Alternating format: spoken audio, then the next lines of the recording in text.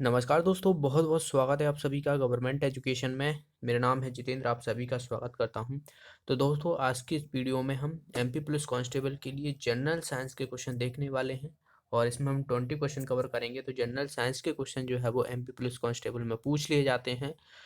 तो काफ़ी आसान से डायरेक्ट क्वेश्चन पूछ लिए जाते हैं, आपको ज़्यादा डीप में नहीं दिए जाते हैं। तो काफ़ी जो है वो जनरल साइंस एक ऐसा टॉपिक है जिससे आप आसानी से जो है वो नंबर ला सकते हो। ओके, जैसे कि मैथ्स हुआ, रीजनिंग हुआ और जनरल साइंस हुआ, ये सभी फिक्स होते हैं, तो आपको जो है वो आसानी से जो है इसमें नंबर मिल जाते हैं। ओके, तो चलिए हम स्टार्ट करते हैं। कोशिश करना है आपको जो है वो 20 में से 20 क्वेश्चन जो है वो सही निकले। देखिए, फर्स्ट की तरफ बढ़ते हैं। पहला क्वेश्चन है यहाँ पर, थर्म किसकी यूनिट है? ऑप्शन है यहाँ पर ऊष्मा की, ऊर्जा, द्रव्य या गति। तो आसान सा है, थर्म। थर्म आपको कहीं भी लिखा मिल जाए तो उसका मतलब एक तरीके से ऊष्मा होता है या हीट होता है। तो इसका आंसर हो जाएगा हमारा ए ऑप्शन, हीट है। अगर आपसे एक क्वेश्चन पूछ लिया जाता है कि सबसे मतलब ज़्यादा अधिक तापमान को जो है वो किससे नापते हैं, तो पायरोमीटर, याद रखना है, पायरोमीटर से नापते हैं। तो ये काफ़ी क्वेश्चन पूछ लिया जाता है कि अधिक तापमान है तो उसको जो है वो किस से मापा जाता है, तो पायरोमीटर से मापा जाता है। अगले क्वेश्चन की तरफ बढ़ते हैं। नेक्स्ट है यहाँ पर, प्रकाश वर्ष किसका मात्रक है? ऑप्शन है यहाँ पर दूरी, गति, ऊर्जा, द्रव्य। ओके, तो प्रकाश वर्ष दरअसल जो है वो इसका आंसर हो जाएगा हमारा दूरी। दूरी का ये यूनिट है और प्रकाश वर्ष जो है वो किस में यूज की जाती है? जैसे कि बात की जाए, जो हमारा सौर मंडल है तो काफ़ी बहुत फैला हुआ है, तो आप किस तरीके से नाप सकते हो? वैसे आप जो है वो किलोमीटर में नहीं नाप सकते हो। प्रकाश वर्ष में क्या होता है कि जितनी ट्रेवल करती है प्रकाश एक वर्ष में, उसकी डिस्टेंस जो है वो उस हिसाब से मापी जाती है। तो प्रकाश वर्ष दरअसल जो है वो ये सौर मंडल के लिए यूज की जाती है। तो इसका आंसर हो जाएगा हमारा ए ऑप्शन, इंपॉर्टेंट है, याद रखना है। अगले क्वेश्चन की तरफ बढ़ते हैं। नेक्स्ट है यहाँ पर, रात में तारे क्यों चमकते हैं? ऑप्शन है यहाँ पर अनेक अपवर्तन के कारण, अनेक परावर्तन के कारण, ऊष्मा के कारण, ऊर्जा के कारण।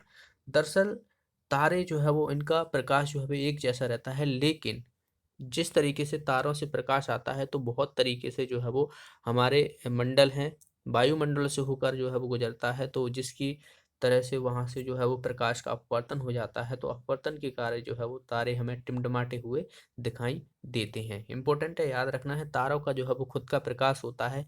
जैसे चंद्रमा है तो चंद्रमा का कोई प्रकाश नहीं है, लेकिन तारों का प्रकाश होता है और तारे बहुत दूर हैं, तो इसीलिए जो है वो बहुत छोटे दिखाई देते हैं। वैसे देखा जाए तो वो चंद्रमा से भी बड़े होते हैं, लेकिन वो काफ़ी दूरी पर होते हैं, जिसकी वजह से जो हमें छोटे दिखाई देते हैं और चमकते हुए दिखाई देते हैं। ओके, अगर आपसे पूछ लिया है कि उसमें कौन सी जो है वो क्रिया होती है, जैसे सन में जो है वो क्या होती है, न्यूक्लियर फजन होती है, FUSION। तो इसी तरीके से तारों में होती है। इसमें क्या होता है, हाइड्रोजन प्लस हाइड्रोजन मिलकर जो है वो हीलियम का निर्माण करते हैं और प्लस ऊर्जा जो है वो निकलती है, जिसकी वजह से जो है वो चमकते हैं। इंपॉर्टेंट है, याद रखना है, ये भी क्वेश्चन पूछ लिया जाता है। चलिए अगला क्वेश्चन देखते हैं यहाँ पर। नेक्स्ट है यहाँ पर, ऊर्जा की ऊष्मा पृथ्वी पर कैसे पहुँचती है? सूर्य की ऊष्मा, दरअसल सूर्य की ऊष्मा जो है वो पृथ्वी पर कैसे पहुँचती है? ऑप्शन है तेज गति के द्वारा, विकिरण के द्वारा, तरंगों के द्वारा, कम गति के द्वारा।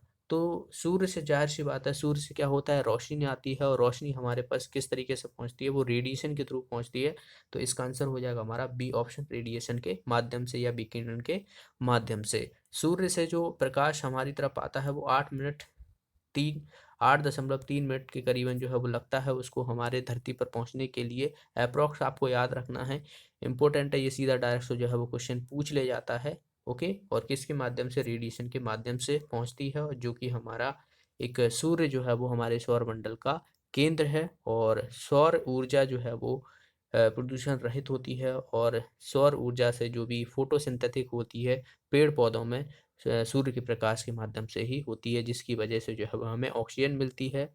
ओके, या चलिए अगला क्वेश्चन देखते हैं। देखिए, नेक्स्ट क्वेश्चन है यहाँ पर, वायुमंडल के ऊपरी भाग में ओजोन परत हमारी रक्षा करती है, किससे करती है? ऑप्शन है विकिरणों से, पराबैंगनी किरणों से, ज्वलन किरणों से, हानिकारक किरणों से। तो आसान सा है, ये हमें जो है वो पराबैंगनी किरणों से जो है वो रक्षा करती है, ओजोन परत। ओके, ओजोन परत दरअसल जो है वो किस मंडल में रहती है?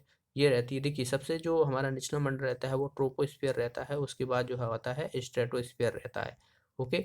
स्ट्रेटोस्फीयर में जो है ये ओजोन रहती है, O3 जो है इसका फॉर्मूला है ओजोन परत का। सीधा डायरेक्ट क्वेश्चन पूछ लिया जाता है कि ओजोन का फॉर्मूला बताना है, या आपसे जो है वो सिर्फ ऑक्सीजन लिखा भी मिल सकता है। तो ऑक्सीजन का ही अणु है, ये ऑक्सीजन से मिलकर रहता है, बाकी और इसमें कोई भी तत्व नहीं रहता है, तो आपको याद रखना है। इसके लिए एक जो है वो प्रोटोकॉल भी जो है वो सबमिट हुआ था, जिसमें मॉन्ट्रियल प्रोटोकॉल कहते हैं।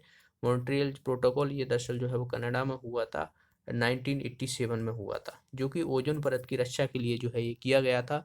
और एक हुआ था क्योटो प्रोटोकॉल। क्योटो प्रोटोकॉल दरअसल ये ग्लोबल वार्मिंग जो बढ़ रही है, जिस तरीके से पृथ्वी का तापमान बढ़ रहा है, तो उसको कम करने के लिए क्योटो प्रोटोकॉल हुआ था जापान में।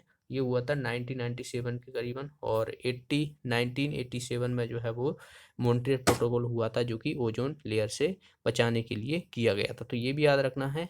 सीधा डायरेक्ट जो है वो क्वेश्चन पूछ लिया जाता है कि मॉन्ट्रियल प्रोटोकॉल किससे संबंधित है, तो आपको याद रखना है ओजोन लेयर से, जो ओजोन लेयर है उसको रक्षा करने से संबंधित है, क्योंकि ओजोन लेयर में जो है वो छिद्र होती जा रहे हैं, और जिससे सूर्य से जो हमारे पास किरणें आती हैं, पराबैंगनी किरणें, तो उससे क्या है स्किन कैंसर का खतरा होता है। तो इसीलिए जो है वो इसका जो है वो मॉन्ट्रियल प्रोटोकॉल किया गया था, याद रखना है। अगले क्वेश्चन की तरफ बढ़ते हैं। नेक्स्ट है कि एक सामान्य नेत्र के लिए सुस्पष्ट दृष्टि की न्यूनतम दूरी क्या होती है। अगर कोई नॉर्मल आइस है तो उसको जो है वो कितनी दूरी तक जो है वो आसानी से दिखाई दे जाता है, या कितनी डिस्टेंस रखनी चाहिए कि दूरी देखने के लिए। तो ऑप्शन है यहाँ पर 25 सेंटीमीटर, 35 सेंटीमीटर, 45 सेंटीमीटर, 20 सेंटीमीटर। तो इसका आंसर हो जाएगा 25 सेंटीमीटर, याद रखना है, इंपॉर्टेंट है ये। इसका आंसर हो जाएगा हमारा ए ऑप्शन। अगले क्वेश्चन की तरफ बढ़ते हैं। नेक्स्ट है यहाँ पर निकट दृष्टि दोष या मायोपिया को किस लेंस का प्रयोग करके ठीक किया जाता है। निकट दृष्टि दोष क्या होता है कि आपको कोई निकट की चीज़ें तो दिखाई दे रही हैं, लेकिन जो है वो दूर की चीज़ें नहीं दिखाई देती है, तो हम उसे बोलते हैं निकट दृष्टि दोष। तो इसको दूर करने के लिए देखिए ऑप्शन क्या दिया हुआ है, उत्तल लेंस, अवतल लेंस, कठोर लेंस, सामान्य लेंस। तो इसका आंसर जो हो जाएगा वो हो जाएगा अवतल लेंस, यानी concave lens. Okay. Concave lens का जो है वो यूज किया जाता है निकट दृष्टि दोष को दूर करने के लिए, याद रखना है। आपको पास दिखाई देगा लेकिन दूर का दिखाई नहीं देता है, तो उसे निकट दृष्टि दोष बोलते हैं। एक होता है दूर दृष्टि दोष, तो उसके लिए जो है वो उत्तल लेंस का यूज करते हैं, तो इसे भी आपको याद रखना है। एक होता है रतौंधी। रतौंधी जो आती है वो क्यों रात में जो है वो शाम होते ही लोगों को दिखाई नहीं देती है, तो क्या होता है कि हमारे आँख में जो है वो रॉड सेल होते हैं, जिसके माध्यम से जो कमज़ोर हो जाते हैं, तो रात को जो है वो दिखाई नहीं देता है, और वो उन्हें जो है वो एक तरीके से रतौंधी की बीमारी हो जाती है। और एक होते हैं कॉन सेल। कॉन सेल क्या होता है, ये कलर ब्लाइंडनेस के लिए होते हैं। जिन लोगों को कलर ब्लाइंडनेस हो जाती है, तो उसको जो है वो उनकी कॉन सेल जो है वो कमज़ोर हो जाते हैं, डिस्ट्रॉय हो जाते हैं, जिसकी वजह से जो है वो कलर ब्लाइंडनेस हो जाती है। रॉड शॉट जो है वो किससे, जो रात को देखने के लिए यूज किया जाता है। उल्लू उल्लू जो रहता है उसके रॉड शॉट बहुत ही स्ट्रांग होते हैं, इसीलिए जो है वो रात में देख पाता है। ओके, तो ऐसे याद रखना है। चलिए अगला क्वेश्चन देखते हैं। न्यूटन का पहला नियम आपको बताना है जड़त्व का, गति का, ऊष्मा का, ऊर्जा का। तो इसका आंसर हो जाएगा जड़त्व का। जब भी आप कोई ट्रेन या बस में बैठी हो, तो जैसे ही ट्रेनों में जो है वो मान लो ब्रेक लगती है या बस में ब्रेक लगती है, तो आप आगे की तरफ झुक जाते हो, क्योंकि आपको जो है वो एक इस तरह अवस्था में रहते हो। जब भी आपको एक धक्का लगता है, तो जड़त्व का नियम से संबंधित है पहला नियम। न्यूटन के द्वारा 3 नियम दिए गए थे। देखिए पहला तो मैंने आपको बता दिया है, दूसरा और तीसरा आपको बताना है कि कौन कौन से नियम थे, कमेंट बॉक्स में जरूर बताना। अगले क्वेश्चन की तरफ बढ़ते हैं। एनीमोमीटर क्या मापने में आता है यूज। एनीमोमीटर का जो है वो यूज कहाँ पे किया जाता है, गति के वेग को, ऊष्मा के वेग को, पवन के वेग को, ऊर्जा के वेग को। इसका आंसर हो जाएगा हमारा पवन के वेग को। पवन के वेग को लोग है एनीमोमीटर का यूज करते हैं, तो इसका आंसर हो जाएगा हमारा सी ऑप्शन। अगले क्वेश्चन की तरफ बढ़ते हैं। नेक्स्ट यहाँ पर सबसे पहले ग्रह गति नियम का निरूपण किसने किया था, मतलब ग्रह की गतियों का नियम जो है वो किसके द्वारा दिया गया था। ऑप्शन है यहाँ पर David Thomson, Johns Kepler, Hawkins या जॉनसन। तो इसका आंसर हो जाएगा केपलर। जॉन्स केपलर के द्वारा जो है वो ग्रह का गतियों का नियम दिया गया था। बी ऑप्शन जो है इसका आंसर हो जाएगा। अगला क्वेश्चन है रॉकेट की गति का कौन सा संचरण सिद्धांत लागू होता है। तो रॉकेट जब भी गति करती है, तो वो किस तरीके से जो है वो संरक्षण का, या आपसे ऐसा भी पूछ लिया जाता है कि रॉकेट की जो गति करती है, तो वो न्यूटन के कौन से नियम पर आधारित होता है। तो देखिए इसका आंसर जहाँ पर ऑप्शन तो कुछ अलग दिए हुए, संवेग संरक्षण का, वेग का संरक्षण, गति का संरक्षण या विकेंद्री। तो इसका आंसर हो जाएगा संवेग का संरक्षण जो है वो ये सिद्धांत पर काम करती है रॉकेट। अगर आपसे न्यूटन की गति के बारे में पूछ लिया है कि कौन सा नियम लागू होता है, तो थर्ड नियम लागू रहता है कि जितना फोर्स जो है वो ऊपर लग रहा है उसी तरीके से नीचे लगता है। तो रॉकेट का जो गति करती है वो करती है न्यूटन के थर्ड लॉ के हिसाब से। ओके, तो दोनों ही आपको याद रखना है। इसका आंसर हो जाएगा हमारा ए ऑप्शन। अगला क्वेश्चन है, वायुमंडल में कौन सी गैस पराबैंगनी किरणों का अवशोषण करती है? तो ऑप्शन है ओजोन, मीथेन, नाइट्रोजन, हीलियम। तो अगर आपने मेरे अभी कुछ पहले ही क्वेश्चनों में जो है वो मैंने बताया था, अगर आपने ध्यान से सुना हुआ है, तो वो क्या करती है, जो पराबैंगनी किरण है वो कौन, ओजोन जो है वो हमारी रक्षा करती है, जिसका फॉर्मूला जो है वो O3 है। इसका आंसर हो जाएगा हमारा ए ऑप्शन। किसमें, स्ट्रेटोस्फीयर में जो है वो ये प्रेजेंट रहती है। अगला क्वेश्चन, हरे फलों को कृत्रिम रूप से पकाने के लिए जो है वो हम किस गैस का यूज करते हैं? तो ये पूछा गया है, ठीक है, याद रखना है। तो देखिए ऑप्शन है यहाँ पर एथिलीन, एसिटिलीन और ईथेन और मीथेन। तो इसका आंसर क्या हो जाएगा हमारा, आसान सा क्वेश्चन है, ये तो कई बार आपने पढ़ा होगा। तो इसका आंसर हो जाएगा एथिलीन। एथिलीन जो है इसका यूज करते हैं कृत्रिम रूप से फलों को पकाने के लिए। इसका फॉर्मूला जो होता है C2H4 होता है एथिलीन का। इम्पोर्टेंट है, याद रखना है। नेक्स्ट क्वेश्चन की तरफ बढ़ते हैं। भोपाल गैस ट्रेजेडी किस गैस के कारण घटी थी? Phosphine, carbon monoxide, methyl isocyanide या क्लोरीन। तो आसान सा क्वेश्चन है। तो आप देखिए, आप इसका जो है वो ऑप्शन तो लगा दोगे मिथाइल आइसोसाइनाइड, लेकिन अगर आपसे इसका फॉर्मूला पूछ लिया तब आप जो है वो इसमें शायद कंफ्यूज आओगे। लेकिन आपको अगर इसका फॉर्मूला अगर आपको लिखा मिल जाए तो फॉर्मूला आप कैसे याद रखो? देखिए फॉर्मूला भी आपको याद रखना है। तो फॉर्मूला देखिए, फॉर्मूला की बात करें तो इसका देखिए आंसर तो हो जाएगा हमारा सी ऑप्शन, और C2H3NO।